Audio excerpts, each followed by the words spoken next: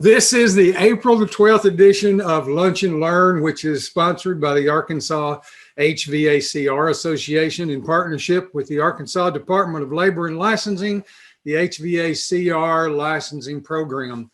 I would be remiss if I didn't always stop to thank the folks over at Labor and Licensing that have made this available. It's a new day for our industry and the way we're being supported by our supervising organization, Labor and Licensing. And also to thank Tony Woodard, who has been the chief inspector for a year. How long, Tony?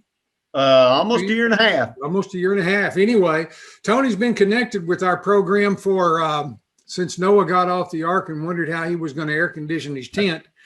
Today, we take up take two of 90 plus furnaces, venting and condensation. We got into it some a month ago and didn't really get to cover everything. And I will tell you, we'll not be able to cover it all again today, but this will be the last time we address it for a while. It may seem strange that here we are going into the spring season when we're concerned about air conditioning, that we're still talking about 90 plus furnaces, but you have an opportunity in the next few months to recommend heating and air conditioning systems to your customers.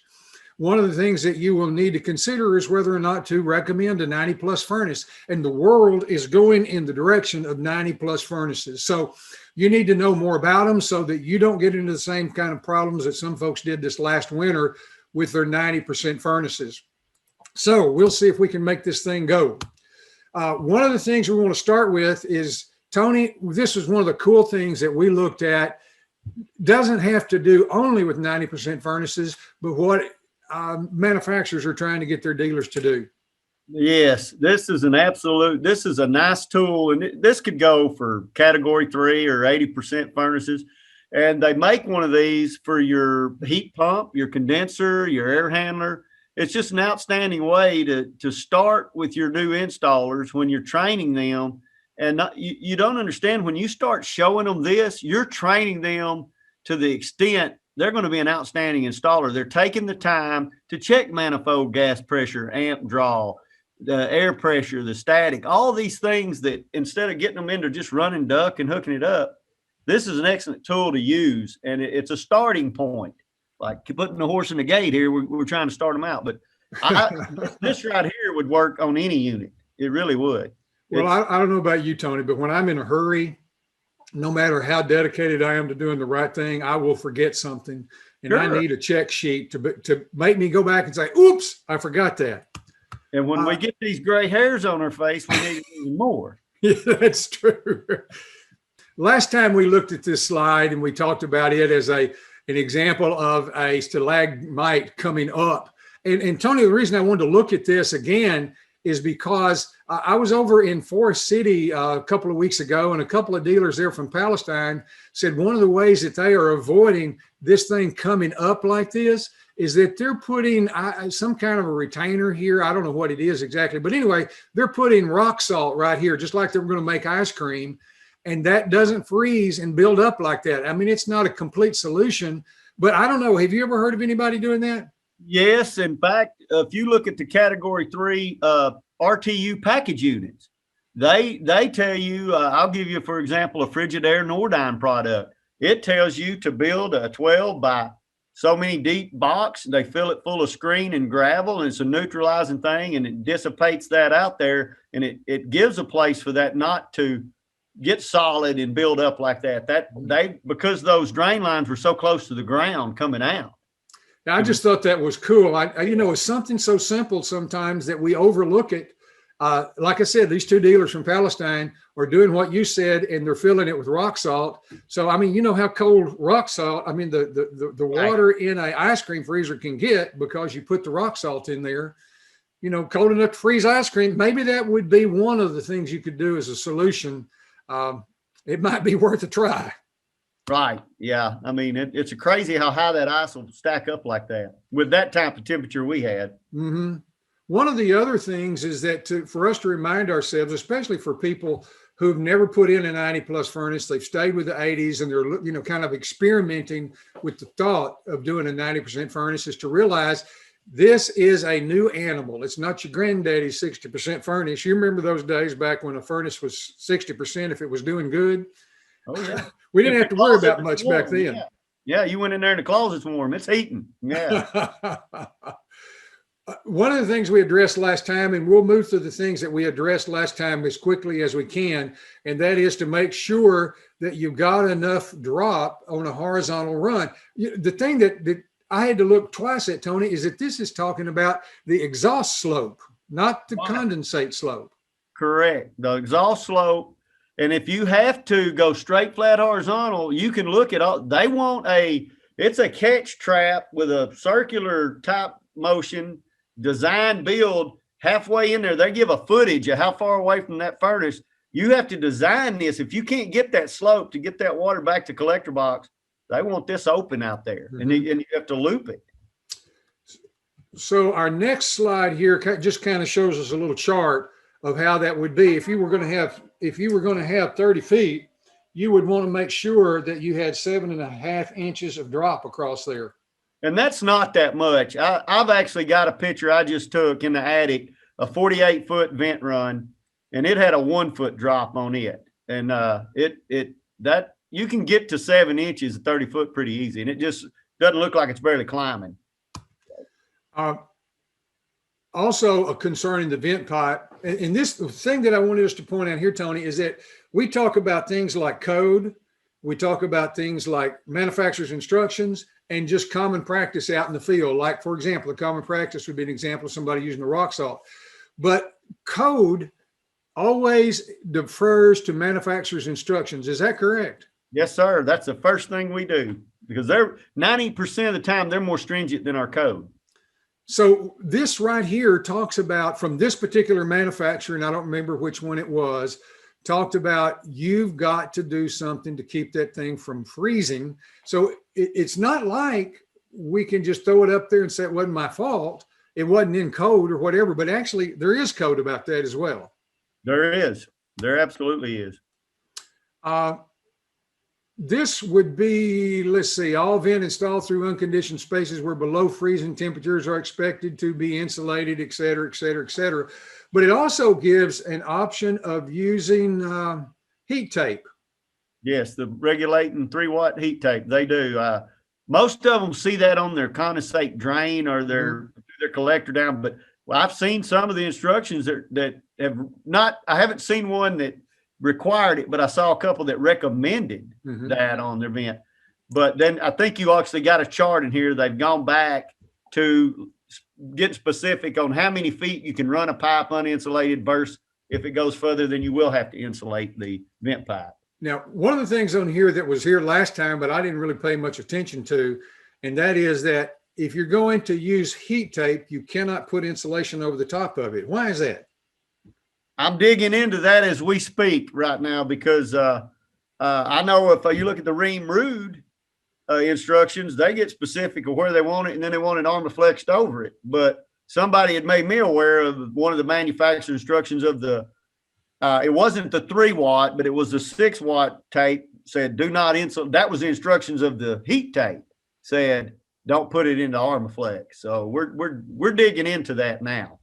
You know, sometimes my memory doesn't serve me well, but I think I remember somebody saying that it caused a fire. It must just get way too hot. It may do it. And what I just took pictures of what a gentleman did a real nice job.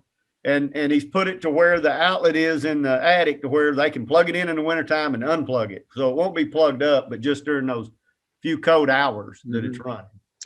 This was something too that we got into where we were talking about the input size and what diameter pipe and how far you can run, and also your design temperatures. We have a couple of slides on that one and the number of elbows that you can use. These are all things that you can get in your manufacturer's instructions that you really need to look at. Yes. Yes, you do. And here's one here that you mentioned to me that I wanted us to look at. Yes, and because we use the 20-degree design temperature for our heat when we do the heat side. Of course, we all know we size manual J in the cooling, but when we run it, we go down with the heat. So we know for that one day, we're going to have that 10-hour runtime of 20. You know, we don't normally have the 0, but just for the fact that even in their instructions at the 20, that's 25 foot different without insulation. And you start adding up the elbows to get to there, that 45 foot, it gets there pretty fast, especially with the high pitch attics we have today. One of the things I wanted to look at when we're talking about equivalent lengths, and the manufacturers talk about how far you can run, primarily because of the static pressure and the friction loss. They were talking about the difference between just a regular elbow and a sweeping elbow. And using that as an example, they were showing that the regular elbow, standard elbow, is the equivalency of 10 feet of pipe, and a sweeping elbow was 5 feet of pipe. That's huge. It is. Big difference, isn't it? Using just a small furnace, it shows that the maximum equivalent length is 65 feet if you're using a 2-inch pipe. And it's trying to illustrate when you've got to go up to a 3-inch pipe. Right. You want to go through that example one, Tony, and kind of show what we're talking about? Yeah, that 40,000 BTU furnace run on that 31-foot vent run there. So if you were to use the long sweeping elbows and versus the little short compact ones, like you said, we see, you're gaining so much more, and it'll get you more of the distance. Also, you've got to realize, per these instructions, you've got 2 sets of venting charts. If you do a non-direct vent versus a direct vent. Now, people get confused. A direct vent can be your concentric kit, or it can be a 2-pipe system. But that 2-pipe, you gain so much more. You can go longer with your 2-inch with a direct vent than you can a non-direct vent. So there's other things to look at. But when you're looking at the footage, when you subtract those elbows, you're not as far the equivalent length. You're looking at that 56 foot. That's only 30 feet. It's saying 65. But when you're really measured almost straight as a crow flies, 30-foot run. And then we've learned also these 30-foot runs were some of the ones that were freezing up because that temperature in that draft motor, by the time it got all the way up to that roof peak, it was below freezing.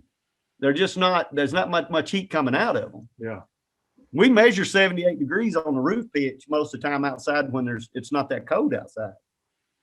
My, I've never measured it, so that's we were on 812 pitch. We measured it this November, our first cold spell. It was a 30 degree. I was up there in Northwest. We did a measure. We had 78 degrees coming out of that vent pipe, and it was about a 40-foot run. 78 degreers. So think about when it gets cold, that whole pipe's cooling off. And we didn't take into the fact that we weren't looking for the Armaflex. We weren't. And I'm owning that, but we're going to change. Well, if you take this same example and, a guy gets out in the field and he looks what he's got on his truck and there's a bunch of standards, he thinks, well, it's an elbows and elbows and elbow. Right. Well, using that same example there, if you go to just a standard elbow, you got to upsize to 3-inch pipe. I will notice in the last 2 weeks that I've been out looking at category 3s, the majority of the individuals are upsizing anything 80. They're already upsizing them to 3-inch pipe. What I've been seeing. But even in a small one like this, if they've got any distance to run, the difference between a standard and a sweeping elbow is a big deal.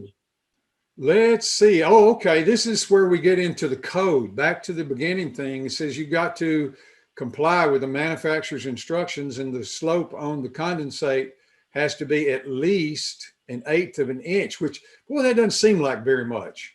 No, it doesn't take. The gravity will pull it, though.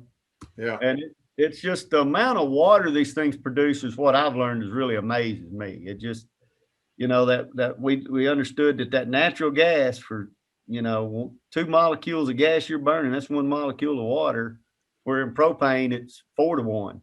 So it's twice the amount of water. They produce a lot. Well, I want to get to a portion here that we did not cover very much last time, and that's how to dispose of the condensate. Code reference says, and here's where we get into a bit of a kerfuffle with other people in the trades. You want to address this 307.1?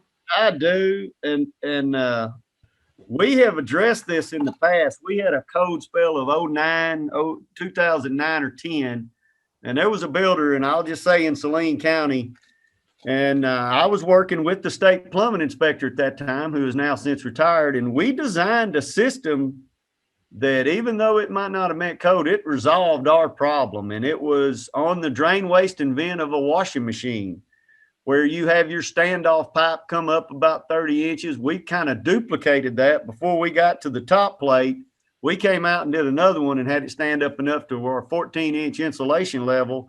We'd go from a 2 to 3 increaser and have short condensate runs from our 90+ furnaces, trap guard them. We dropped the water in there and haven't had a problem since in that neighborhood. Now, it didn't quite meet part of what they call having a waste receptor or water receptor above a pervious floor, but we were resolving a problem. And where we were, we didn't have to deal with a water department, or I'll say we got blessing to go ahead and do that.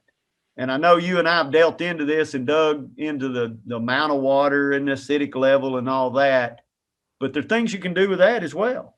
But we're going to have to address this, and they're not going to remove the furnaces out of the attic, which that would be I have a simple, get them out of there, but that's never going to happen. So we're going to have to come up to a solution that everybody can use, that's safe. It's good for the consumer. It's good for the water department. And it just makes common sense. But we're still working on that, and I'm hoping that we get some of the water departments on board. Well, 307.1 from our code says you can do it as long as you're following the manufacturer's instructions, but most city sewer systems say no. They're not real cool on that. Right. And some of them, I think, have said no without really thinking through what's actually taking place. However, on the other side, why would they say no?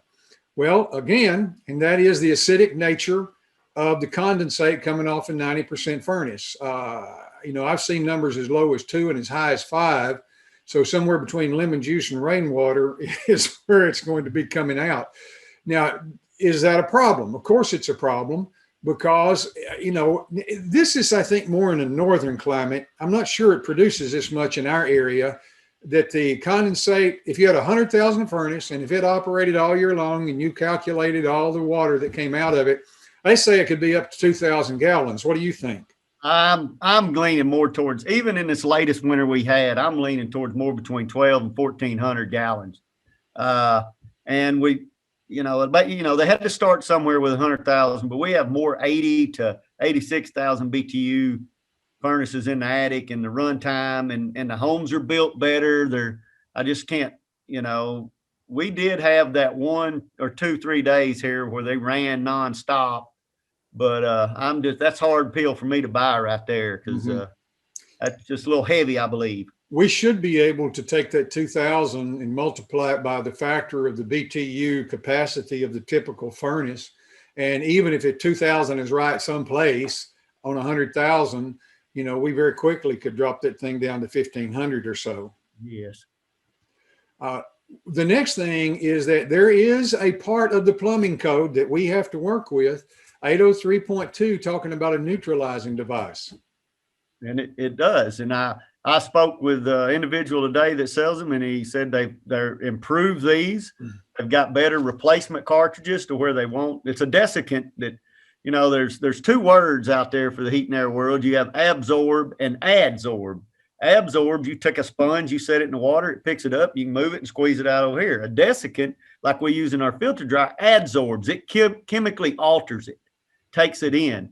So what was happening, some of these were clogging up, but now they've got newer devices where you can change these out every year and it won't create a clog situation.